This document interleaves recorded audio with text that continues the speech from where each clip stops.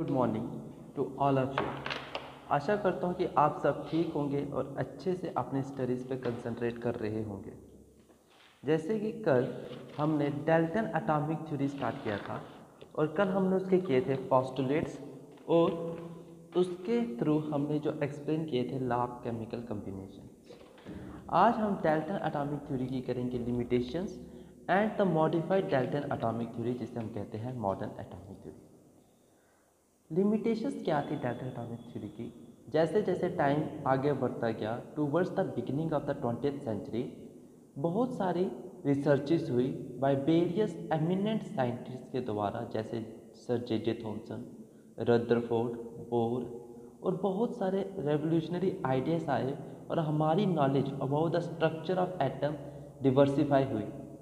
इसमें सबसे पहली जो ड्रॉबैक थी डाल्टन एटॉमिक थ्योरी की वो थी कि ये नहीं एक्सप्लेन कर पाया law of chemical combination of volume. मतलब इसने 4 law of chemical combination by masses को तो एक्सप्लेन किया, लेकिन fifth law gaseous volume Gay-Lussac law वो एक्सप्लेन नहीं कर पाया। सेकेंड लिमिटेशन थी it could not explain why different atoms जो होते हैं वो कंबाइन होके एलिमेंट्स बनाते हैं। मतलब कि हमारे उसने क्या कहा कि सेम एटम्स या डिफरेंट एलिमेंट्स कंबाइन करके क्या बनाते हैं, मॉलिक्यूल्स। पर वो मॉलिक्यूल्स बनाएंगे ही क्यों, इसको वो एक्सप्लेन नहीं कर पाया।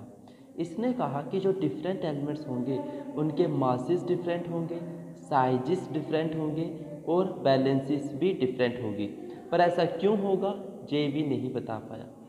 उसने कहा कि जब दो मॉलिक्यूल्स पास में आएंगे तो उनके बीच में एक फोर्स होगी, और वो फोर्स का नेचर कैसा है जो एग्जिस्टेंस करती है for the matter in solid liquid और गैसेस स्टेट में, उस फोर्स का नेचर नहीं बता पाया। इसने कोई भी डिस्टिंक्शन नहीं किया बिटवीन द एलिमेंट और कंपाउंड के बारे में। सो द मेन ड्रॉबैक्स क्या थी? पहला drawback, it could not explain the law of chemical combination by mass it could explain the law of chemical combination by mass but failed to explain the law of gaseous volume. Second था, it could not explain why atoms or different elements have different atomic masses, sizes and balances. ये नहीं बता पाया क्यों atoms जो same और different elements के होंगे वो कंबाइन करके मॉलिक्यूल्स बनाते हैं। ना ही इसने बताया कि वो क्या नेचर है बाइंडिंग फोर्स का जो इन एटम्स के बीच में होगा, और ना ही इसने कोई डिस्टिंक्शन की between the elements and compounds. Second is, फिर हम मूव करते हैं मॉडिफाइड डाल्टन एटॉमिक थ्योरी, या जिसे आज कब कहते हैं मॉडर्न एटॉमिक थ्योरी। बहुत सारी जो रिसर्चेस हुई जिसने बहुत सारी लिमिटेशंस निकाली डाल्टन एटॉमिक थ्योरी की, इसलिए डाल्टन एटॉमिक थ्योरी ने अपने थ्योरीज को थोड़ा चेंज किया और फिर से एक न्यू थ्योरी दी जिसको उसने कहा मॉडिफाइड डाल्टन एटॉमिक थ्योरी या मॉडर्न एटॉमिक थ्योरी। इसका पहला पॉइंट क्या था कि atom is no longer consider to be individual. जब हम कहते थे कि एटम एक स्मॉलेस्ट पार्टिकल है जो क्रिएट भी नहीं किया जा सकता और डिस्ट्रॉय भी नहीं किया जा सकता, इसने कहा नहीं, मैटर का खुद में ही अपने आप एक कम्प्लेक्स स्ट्रक्चर होता है और ये किससे बना होता है, it is made up of atoms. इसमें बहुत सारे छोटे छोटे पार्टिकल्स होते हैं। मतलब जो एटम होगा उसके अंदर बहुत सारे सब एटॉमिक पार्टिकल्स होते हैं।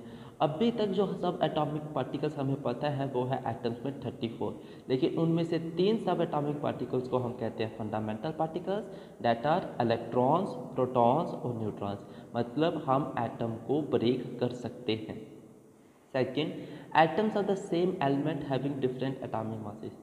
उसने कहा जो सेम एलिमेंट थे वो हर केस में सेम नहीं होंगे, कुछ प्रॉपर्टीज़ में वो डिफरेंट भी हो सकते हैं। जैसे हमारे हाइड्रोजन के पास एटम है, वो हाइड्रोजन है, लेकिन वो 3 एटॉमिक मासेस में एग्जिस्ट करता है, 1 AMU, 2 AMU, 3 AMU।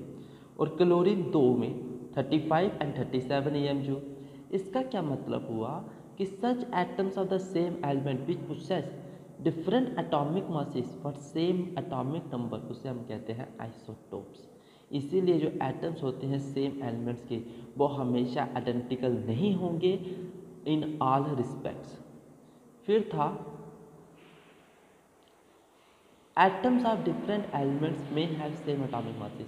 इसने क्या कहा था पिछले डाल्टन एटॉमिक थ्योरी में कि जो डिफरेंट एलिमेंट्स होंगे वो हमेशा क्या होंगे, डिफरेंस होंगे in sizes, shapes and various other properties. पर ऐसा नहीं था। जैसे कि हमारे एटम्स है कैल्शियम और आर्गन के, ये दोनों दो डिफरेंट एलिमेंट्स के एटम्स हैं लेकिन इनके एटॉमिक मास सेम है, दैट इज 40 AMU। जो ऐसे एलिमेंट्स होते हैं जो अलग अलग होते हैं लेकिन जिनका एटॉमिक मास सेम होता है उनको हम कहते हैं आइसोबार्स। और इससे हमें पड़ता है कि एटम्स जो डिफरेंट एलिमेंट्स के होंगे वो भी कुछ प्रॉपर्टीज़ में सेम हो सकते हैं।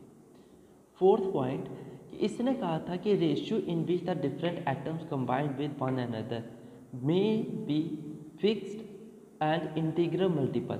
कहता है कि जिस रेशियो में दो एलिमेंट्स कंबाइन करके बनाते हैं मॉलिक्यूल्स वो हमेशा फिक्स्ड रहेगी और इंटीग्रल मल्टीपल रहेगी, लेकिन हमेशा सिंपल नहीं रहने वाली।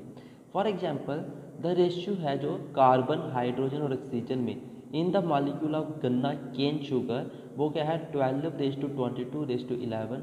वो किसी भी रेशियो मीन से वो सिंपल नहीं है लेकिन वो फिक्स्ड है और इंटीग्रल भी है। हमने कहा था कि एटम को नो लॉन्गर जो होता है इनडिस्ट्रक्टिबल, मतलब ना क्रिएट किया जा सकता है ना डिस्ट्रॉय। लेकिन जब हमने न्यूक्लियर रिएक्शंस को कैरी आउट किया तो हमने क्या पाया कि जो एक एटम है किसी भी एलिमेंट का उसको हम चेंज कर सकते हैं किसी दूसरे एलिमेंट में। For example atoms of nitrogen can be change to the atoms of oxygen जब हम उसकी बम्बार्डमेंट करवाते हैं विद एक्सरेज। सिमिलरली यूरेनियम का जो एटम है उसको हम प्लूटोनियम में कन्वर्ट कर सकते हैं थ्रू इंटरेक्शन विद न्यूट्रॉन्स। इस तरह के प्रोसेस जिससे हम एक एलिमेंट को दूसरे एलिमेंट में चेंज करते हैं by the changes in their atomic nuclei, उस प्रोसेस को कहते हैं ट्रांसम्यूटेशन प्रोसेस। विद दिस आपकी डाल्टन एटॉमिक थ्योरी, उसकी limitations and modern atomic theory जिसे हम मॉडिफाइड डाल्टन एटॉमिक थ्योरी कहते हैं वो ख़त्म हो गई है। आशा करता हूँ कि आपको डाल्टन एटॉमिक थ्योरी पूरी तरह से क्लियर होगी। फिर भी अगर आपको कोई भी डाउट है तो आप मुझे मैसेज या कॉल कर सकते हैं। Till then thank you students and have a very nice day.